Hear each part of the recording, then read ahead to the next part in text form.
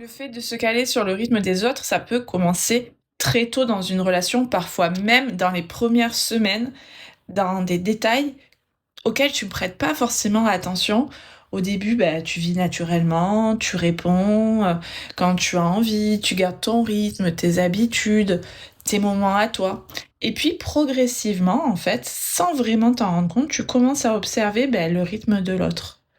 Tu remarques le temps qu'il met à répondre, la manière dont il communique, dont il donne son énergie, ses disponibilités, ses silences, et sans même prendre une décision consciente, quelque chose en toi commence à s'adapter.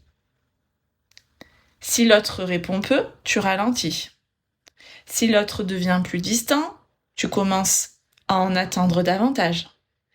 Si l'autre semble occupé, tu minimises tes propres besoins.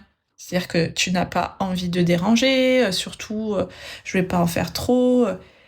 Et si l'autre revient avec beaucoup d'intensité, tu réouvres immédiatement l'espace émotionnel que tu avais essayé de fermer un peu.